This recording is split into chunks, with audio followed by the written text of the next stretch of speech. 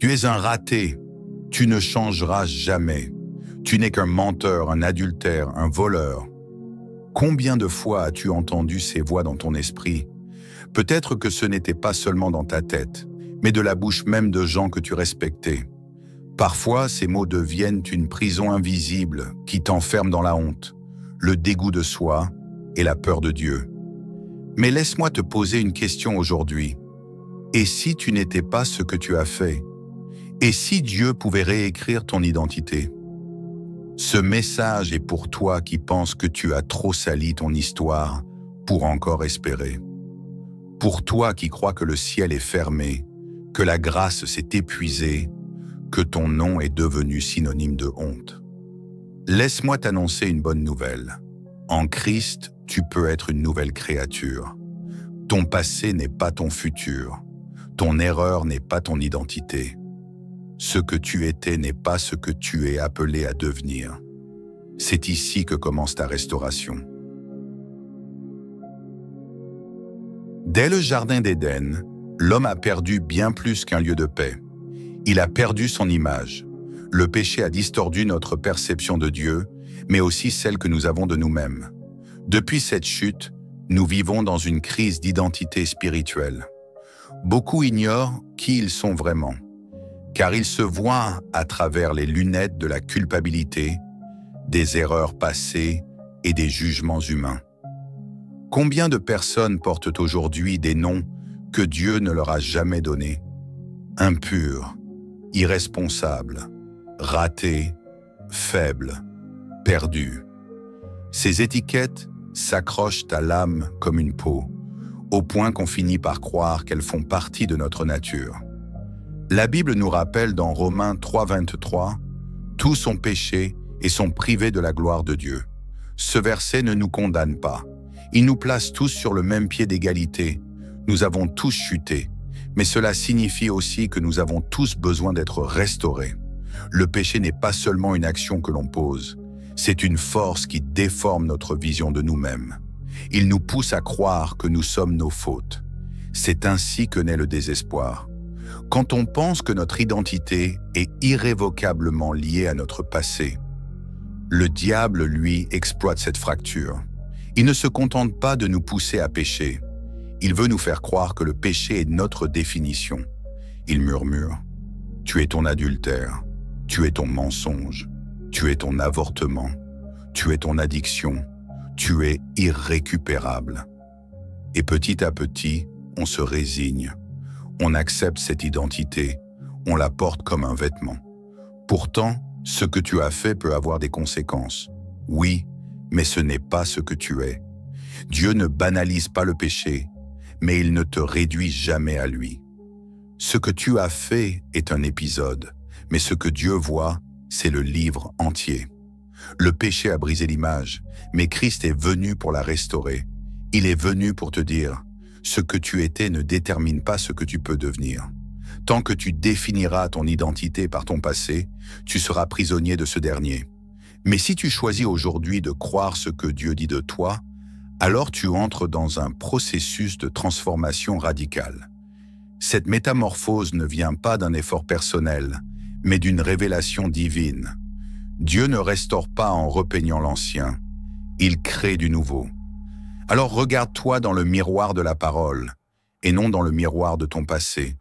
Ce que tu vois n'est peut-être pas encore parfait, mais ce que Dieu voit est déjà glorieux, car il voit ce que tu deviendras en lui, et non ce que tu étais sans lui. Il faut comprendre que Dieu ne restaure pas seulement en réparant ce qui est cassé, il recrée. Il ne nous remet pas à zéro pour nous renvoyer à l'échec. Il nous donne une nouvelle nature. 2 Corinthiens 5,17 le dit clairement. Si quelqu'un est en Christ, il est une nouvelle créature. Les choses anciennes sont passées. Voici, toutes choses sont devenues nouvelles. Ce n'est pas une image poétique, c'est une réalité spirituelle. Quand tu donnes ta vie à Christ, tu n'es pas seulement pardonné, tu es transformé, adopté, réidentifié. La croix de Jésus n'est pas seulement l'endroit où ton péché est cloué, c'est aussi l'endroit où ta véritable identité commence. À la croix, Dieu te regarde et ne voit plus ton passé, il voit son Fils. Par la foi, tu es désormais couvert du manteau de justice de Christ. C'est comme si tu entrais dans la salle du trône céleste et Dieu te reconnaît non pas selon ce que tu as fait, mais selon ce que Christ a accompli pour toi. Ce changement d'identité n'est pas psychologique, il est spirituel, céleste, légal. Tu deviens cohéritier avec Christ, Romains 8,17, saint et irrépréhensible devant Dieu, Éphésiens 1,4, appelé enfant de Dieu, Jean 1,12. Mais attention, ce renouvellement n'est pas toujours accompagné d'un changement immédiat de sentiment. Tu peux te sentir encore coupable, encore sale, encore inadéquat. Mais la foi ne repose pas sur ce que tu ressens, elle repose sur ce que Dieu a dit. Et Dieu dit que tu es libre, que tu es racheté, que tu es justifié. Il faut donc renouveler ton intelligence, Romains 12,2. Apprendre à penser selon ce que Dieu dit de toi, et non selon les traces de ton passé.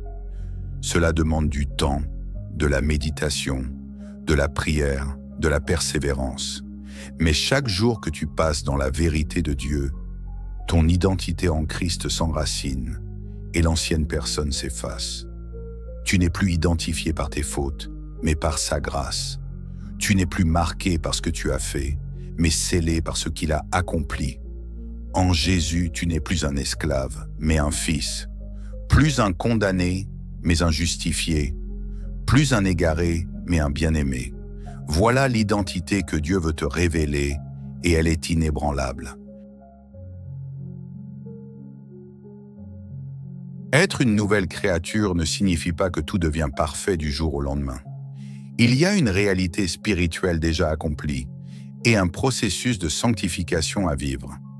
Beaucoup de chrétiens vivent comme s'ils étaient encore les personnes qu'ils étaient avant leur rencontre avec Jésus, simplement parce qu'ils n'ont jamais appris à marcher selon leur nouvelle identité. La transformation commence dans l'esprit, mais elle se manifeste dans les choix quotidiens, dans les habitudes, dans les relations. Il est essentiel de te nourrir de la vérité. La parole de Dieu est ton miroir.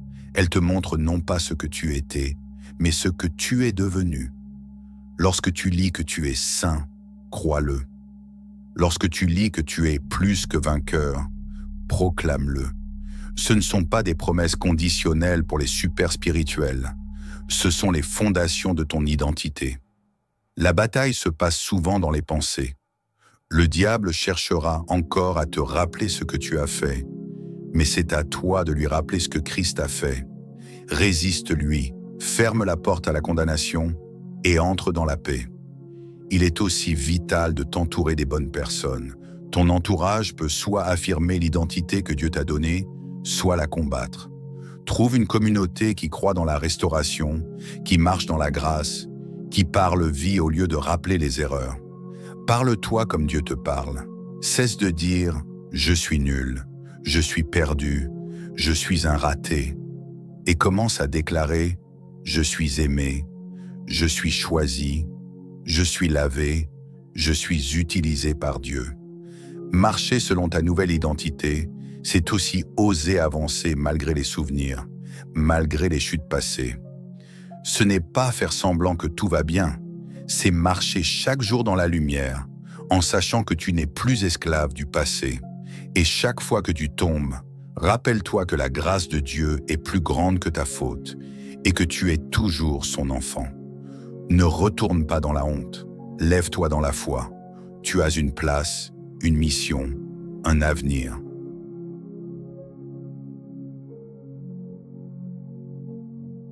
Mon ami, tu n'es pas ce que tu as fait. Tu es ce que Dieu dit que tu es. Peu importe la noirceur de ton passé, il y a une lumière qui brille plus fort. C'est la grâce de Jésus-Christ. Il ne te rejette pas, il t'attend. Il ne te condamne pas, il t'appelle. Ne laisse plus les mensonges du diable définir ta valeur. Viens à la croix, regarde ton Sauveur et écoute cette voix qui te dit « Voici, je fais toutes choses nouvelles. » Tu es aimé, pardonné, restauré, Tu as un avenir glorieux en Christ. Marche dans cette vérité. Et si ce message t'a parlé, abonne-toi à cette chaîne. Il y a encore tellement de paroles de vie, de restauration et de puissance à venir. Que Dieu te bénisse richement. Et n'oublie jamais, tu n'es pas ce que tu as fait. Tu es ce que Christ a accompli pour toi.